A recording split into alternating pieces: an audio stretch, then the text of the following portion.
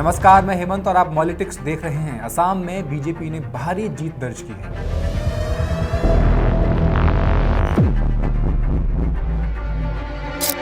और इसकी सबसे बड़ी वजहों में से एक रही डीलिमिटेशन।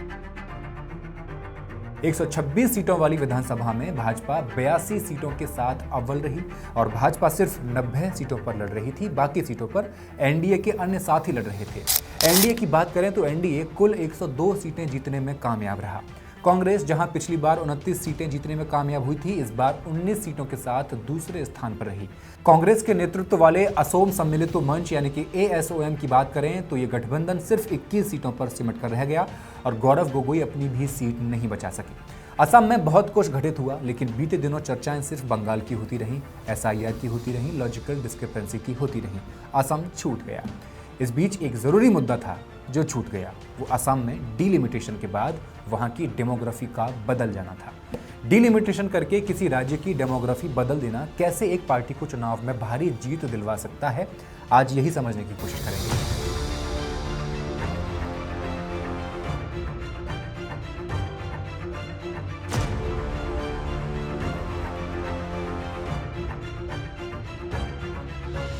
असमिया क्षेत्रीय राजनीति की पूरी बुनियाद ही एक मुद्दे पर टिकी हुई है और वो है अवैध घुसपैठियों को बाहर खदेड़ना। हिंदू वोटर्स को अपने पाले में लाने के लिए हिमंता सरकार ने पिछले दशक में इस बात पर पूरा दमखम लगाया हुआ था कि कैसे भी इस बात को मुद्दा बनाया जा सके कि घुसपैठिए बहुत बढ़ रहे हैं, बांग्लादेशी बहुत आ रहे हैं। असम के लोगों को बार बार बताया गया कि घुसपैठियों को पनाह देने वाली कांग्रेस है, जबकि हम इन्हें यहाँ से भगाने का भरसक प्रयास कर रहे हैं। और प्रयास दिखे भी। प्रयास जमीन पर कितने सफल रहे, ये बहस का मुद्दा हो सकता है। जैसे सीएए सबसे पहले असम में लाया गया, लेकिन सीएए एनआरसी में बाहर होने वाले 19 लाख लोगों में सबसे ज्यादा लगभग 11 लाख के करीब हिंदू थे। यानी सीएए जमीन पर फेल हुआ, लेकिन चुनावी नतीजों में पास हो गया। राजनीति के चाणक्य को समझ आ रहा था कि सिर्फ सीएए चुनाव जीतने के लिए काफी नहीं होगा, इसलिए डीलिमिटेशन पर जोर दिया गया। डीलिमिटेशन को सरकारी तौर पर तो ये कहकर पेश किया गया कि इसका मकसद राज्य के मूल निवासियों के राजनीतिक अधिकारों की हिफाजत करना है। और मूल निवासी कौन है? हिंदू या नॉन मुस्लिम। दिसंबर 2022 में प्रोसेस शुरू किया गया। जून 2023 में ड्राफ्ट जारी कर दिया गया। 11 अगस्त 2023 को चुनाव आयोग ने फाइनल ऑर्डर जारी किया और 16 अगस्त 2023 को राष्ट्रपति ने मंजूरी दे दी।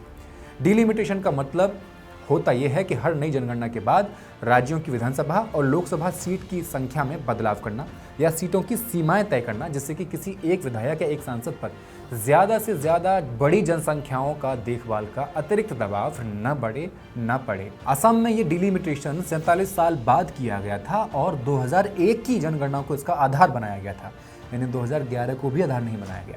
डीलिमिटेशन के बाद असम में विधानसभा की सीट उतनी की उतनी ही बनी रही। पहले भी 126 थी और डीलिमिटेशन के बाद भी 126 ही रही। तो फिर बदला क्या? सबसे बड़ा सवाल यही है। सुनिए, चुनावी नतीजे आने के बाद हिमंता ने पत्रकारों से कह दिया था कि 2023 में जो डीलिमिटेशन हुआ था उसने ये पहले ही तय कर दिया था कि मुस्लिम वोटर अब सिर्फ 126 में से 23 सीटों पर ही निर्णायक भूमिका निभा पाएंगे।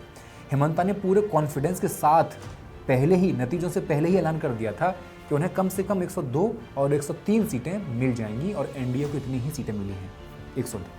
अब समझने वाली बात यह है कि डीलिमिटेशन का मतलब जनसंख्या के आधार पर सीटों की सीमाएं तय करना होता है, लेकिन असम में आरोप ये लगा कि चुनाव आयोग ने जनसंख्या से ज्यादा धर्म और जातीयता को आधार बनाया था। कैसे? जहां मुस्लिम ज्यादा थे उन जिलों में सीटों की संख्या कम कर दी गई और उन इलाकों में सीटें बढ़ा दी गईं जहां असमिया मूल के लोग या आदिवासी समुदाय ज्यादा थे। यहां तक कि बरपेटा और नावबोइचा जैसी सीटों जहां से मुस्लिम विधायक चुनकर आते थे, उन्हें SC/ST के लिए रिजर्व कर दिया गया। अब इन सीटों से मुस्लिम नेता चुनाव लड़ने का अधिकार खो बैठे।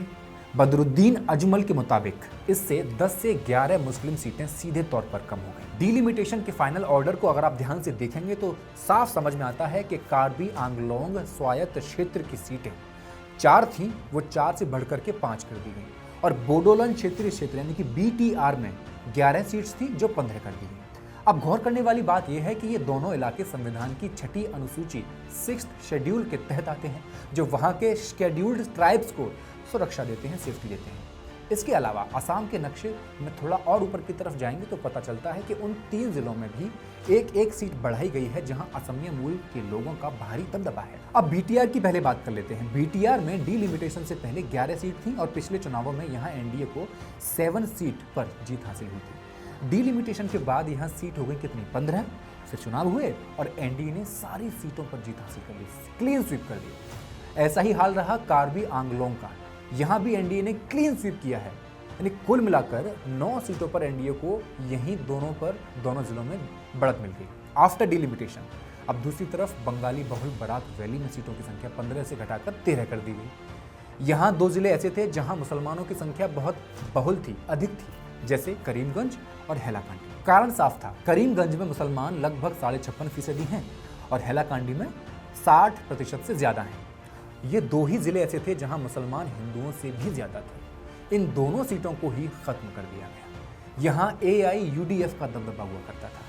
AIUDF का पूरा नाम है all India United democratic front. ये राजनीतिक पार्टी है जो कांग्रेस के साथ गठबंधन में लड़ती है, इस बार भी लड़ रही थी।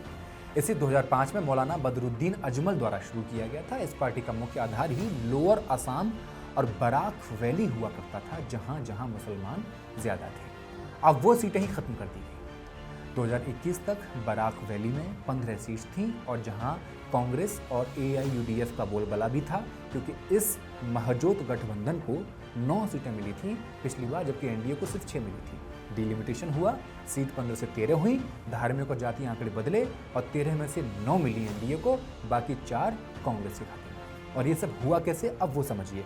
बराक वैली की 2 सीटों पर कुछ इस तरीके से विसात बिछाई गई थी। पहली, काटीगोरा। यहाँ के 12 मुस्लिम बहुल गांवों को हटा दिया गया और इन्हें हटाकर वहां पर हिंदू बहुल बदरपुर टाउन को इसमें जोड़ दिया गया डिलिमिटेशन में। और नतीजा इससे ये हुआ कि यहाँ हिंदू आबादी बढ़कर कितनी हो गई, 70%। और 2026 में यहाँ से बीजेपी ने आसानी से जीत दर्ज कर ली। बरखोला दूसरी सीट। आज़ादी के बाद अक्सर मुस्लिम विधायक यहाँ से चुने जाते थे, सिर्फ मुस्लिम, क्योंकि मुस्लिम जनसंख्या ज़्यादा थी। लेकिन डिलिमिटेशन ने यहाँ भी मुस्लिम वोटर्स की ताकत को कम कर दिया। 2026 के चुनाव में ये सीट भी बीजेपी के खाते में चली। दरअसल असम में जिस डिलिमिटेशन का शोर मचा है उसका सारा गणित साल 2001 की जनगणना के आधार पर टिका है। 2001 की अगर आंकड़ों पर नज़र डालें तो उस वक्त राज्य में मुसलमानों की आबादी करीब 31% थी, जो 2011 की जनगणना तक आते आते बढ़कर के 34% के पार पहुंच गई। और यही वजह थी असम में डिलिमिटेशन 2001 की जनगणना के आधार पर किया गया। पिछले 20 सालों में मुस्लिम आबादी कई इलाकों में बहुत बढ़ गई है और अगर नए डेटा पर काम होता तो उनकी सीटें कम करना मुमकिन नहीं होता। बीजेपी सरकार ने इसे बैटल ऑफ सिविलाइजेशन बना दिया। उनका तर्क है कि अगर ये सीटें नहीं बदली जाती तो आने वाले समय में विधानसभा पर उन लोगों का कब्जा हो जाता जिन्हें वो घुसपैठिया और बांग्लादेशी मानते हैं। पिछले चुनावों में जब डिलिमिटेशन नहीं हुआ था तब असम विधानसभा में 31 मुस्लिम विधायक थे, लेकिन तब भी इनमें से एक भी बीजेपी का नहीं था। इस बार कुल मुस्लिम विधायक जीते हैं 22। इन 22 में से भी 18 विधायक कांग्रेस के हैं, जबकि कांग्रेस कुल 19 सीटें जीती है। 2 मुस्लिम विधायक AIUDF के हैं, एक रायजोर दल और TMC का है। अब डिलिमिटेशन में जो सीटें SC/ST रिजर्व की गई हैं, क्या वहाँ SC/ST की पॉपुलेशन ज़्यादा थी? ये बड़ा सवाल निकल कर आता है। क्या वाकई असम सरकार, केंद्र सरकार असम के SC/ST समुदाय के साथ खड़ी है? ये अपने आप में बड़ा सवाल है। सरकार SC/ST के हित में काम कर रही है, ये मान लेना थोड़ा सा नाइंसाफी होगी। इसके बजाय ये कहना कि मुसलमानों का हक मारने के लिए कुछ सीटें मजबूरी में SC/ST को दे दी गई, ऐसा कहना ज़्यादा उचित होगा। अगर SC/ST की पॉपुलेशन के आधार पर सीटें रिजर्व करना मकसद होता तो 2011 की जनगणना को आधार बनाना चाहिए था, और सबसे अच्छा तो ये होता कि नई सेंसस के आने तक का इंतजार किया जाता, जो 2027-28 में आने वाली। 2011 के आधार पर डिलिमिटेशन होता तो SC/ST की रिजर्व सीटें जो अभी 28 हैं उनकी संख्या 40 पार निकल जाती, क्योंकि जब गोलपारा में ST की 23% पॉपुलेशन होने पर उसे ST के लिए रिजर्व किया गया है, तो ये मान लिया जाना चाहिए कि जहाँ भी SC/ST पॉपुलेशन 20% या उससे ज़्यादा है वहाँ ST रिजर्वेशन और SC रिजर्वेशन लागू किया गया है। इस हिसाब से असम में 40 से भी ज़्यादा विधानसभा सीट्स ऐसी हैं जहाँ पर 20 या 20% से ज़्यादा SC/ST की पॉपुलेशन है, तो वहाँ पर भी रिजर्वेशन लागू करना चाहिए था। लेकिन हुआ सिर्फ वहीं जहाँ विपक्ष मजबूत था और उसे कमज़ोर किया जा सकता था, ऐसा विपक्ष का आरोप है, वहाँ के स्थानीय नेताओं का आरोप है। यानी आप ऐसे समझिए कि जो मुस्लिम वोटर राज्य की 126 में से 35 विधानसभा सीटों और 14 में से 6 लोकसभा सीटों पर हार जीत तय करने की ताकत रखते थे, उनके पास से वो ताकत छीन ली। अब्दुल राशिद इस पूरी वोट चोरी को और अच्छे से समझाने की कोशिश करते हैं। यह मामला वो कहते हैं वोट की वैल्यू का है। अब्दुल राशिद का तर्क ये है कि अगर धुबरी में 19 लाख लोग सिर्फ 5 विधायक चुन रहे हैं, तो एक विधायक करीब 3,80,000 लोगों का बोझ उठा रहा है। वहीं कोकराझार में 8,80,000 लोग पर 5 विधायक हैं, यानी वहां एक विधायक सिर्फ 1,70,000 लोगों का प्रतिनिधित्व कर रहा है।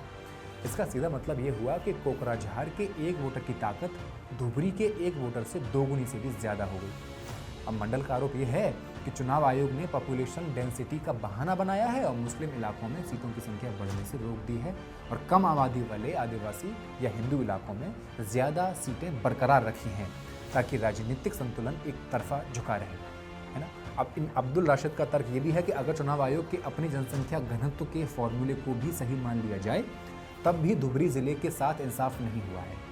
आयोग के हिसाब से धुबरी कैटेगरी सी में आता है, जो उन जिलों की श्रेणी है जहां प्रति वर्ग किलोमीटर 900 से ज्यादा लोग रहते हैं। इस हिसाब से धुबरी को कम से कम 8 विधानसभा सीटें मिलनी चाहिए थी, लेकिन मिली कितनी? सिर्फ 6, 2 कम मिली। धुबरी की तरह ही बरपेटा जिले का नक्शा भी बदला गया है। वहां सीटों की संख्या घटाई गई है। साल 2001 में यहाँ की आबादी लगभग 14 लाख थी और 2011 में ये बढ़कर लगभग 17 लाख हो गई। इसके बावजूद बरपेटा में विधानसभा सीटों की संख्या 8 से घटाकर 6 कर दी गई। ये किस बात का डिलिमिटेशन है? कांग्रेस के एक वरिष्ठ नेता जिन्होंने अपनी पहचान गुप्त रखने की शर्त पर स्क्रॉल से बात की, उनको बताया कि उनका विश्लेषण काफी चौंकाने वाला है। उनका मानना ये भी है, ये अलग एंगल है ना। उनका मानना यह है कि भले ही विधानसभा में उन सीटों की संख्या घटाई गई है जहां से मुस्लिम विधायक जीत सकते थे, लेकिन लोकसभा के स्तर पर अब कम से कम 3 मुस्लिम सांसद चुने जाने की संभावना भी बन गई है। उन्होंने इसे राजनीति का वो बॉय प्रोडक्ट बताया जो शायद सरकार की मूल योजना में भी नहीं था, यानी सरकार की भी नजर नहीं पड़ी। पुराने नक्शे के हिसाब से मुस्लिम उम्मीदवार सिर्फ धुबरी और बरपेटा लोकसभा सीटों से ही जीत सकते थे, क्योंकि वही वे बहुमत में भी थे। लेकिन डिलिमिटेशन ने इस समीकरण को पूरी तरह हिलाकर रख दिया। बरपेटा लोकसभा क्षेत्र जो पहले मुस्लिम बहुल था, अब हिंदू बहुल बन चुका है। ऐसा इसलिए हुआ क्योंकि बरपेटा की 3 मुख्य मुस्लिम विधानसभा सीटों को, जनिया, बाखबर और चेंगा को काट करके धुबरी लोकसभा सीट में जोड़ दिया है। इससे धुबरी अब एक सुपर मुस्लिम मेजॉरिटी सीट बन गई है लोकसभा के दृष्टिकोण से। इसका असर 2024 के लोकसभा चुनावों में साफ दिखा दिया। वहाँ पे कांग्रेस के रकीबुल हुसैन ने बदरुद्दीन अजमल को रिकॉर्ड 10 लाख से ज्यादा वोटों के अंतर से हराया था। बरपेटा के सांसद अब्दुल खालिक इस पर अपनी नाराजगी जताते हुए कहते हैं कि उनका विरोध इस बात पर नहीं है कि बरपेटा को हिंदू बहुल क्यों बनाया गया है, बल्कि उनका एतराज उस तरीके पर है जिससे ये डिलिमिटेशन किया गया है। उनका कहना है कि ये पूरी कवायद ध्रुवीकरण की राजनीति को बढ़ावा देने के लिए थी। खालिक का आरोप ये है कि सरकार ने असम को अहोम बनाम गैर अहोम और मुस्लिम बनाम गैर मुस्लिम और बंगाली बनाम गैर बंगाली के खांचों में बांट दिया है। हिंदुओं और मुसलमानों को भौगोलिक रूप से अलग अलग निर्वाचन क्षेत्रों में समेटकर भाईचारे की उस साझा जमीन को खत्म करने की कोशिश की है जो असमिया समाज की पहचान हुआ करती थी। अब अगर हम पिछले 2 चुनावों से तुलना करें तो बीजेपी ज्यादा से ज्यादा 60 सीटों तक पहुंची थी, लेकिन इस बार उसने सीटें सीधे 22 सीटों की छलांग लगाकर वो 82 पे पहुंच गई है। स्क्रॉल के मुताबिक बीजेपी गठबंधन को मिली इस भारी बढ़त में डिलिमिटेशन का योगदान कम से कम 19 सीटों पर साफ तौर पर देखा जा सकता है। हालांकि इस बात से मनाही नहीं की जा सकती कि वहां पे फिर भी सरकार बीजेपी की ही आती, लेकिन डिलिमिटेशन एक विनिंग फैक्टर को बना है। इन 19 सीटों के गणित को अगर समझें तो इसमें 3 मुख्य हिस्से थे। एसटी इलाकों का फायदा, राज्य के आदिवासी और जनजातीय क्षेत्रों में 5 नई सीटें बनाई गई थी और इन सभी 5 सीटों पर बीजेपी और उसके सहयोगियों ने, यानी कि एनडीए के दलों ने जीत दर्ज की है। दूसरा, आरक्षण का दाव।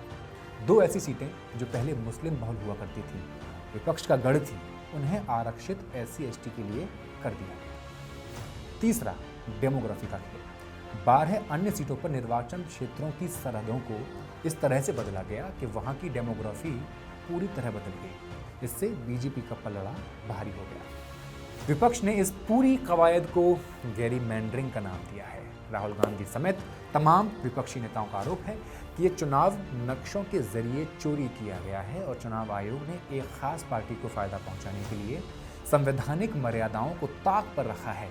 खैर, आप क्या सोचते हैं ये मायने रखता है। और आप जो भी सोचते हैं हमें कमेंट सेक्शन में लिख कर ज़रूर बताएं। पॉलिटिक्स को सब्सक्राइब कर दें। बहुत बहुत शुक्रिया।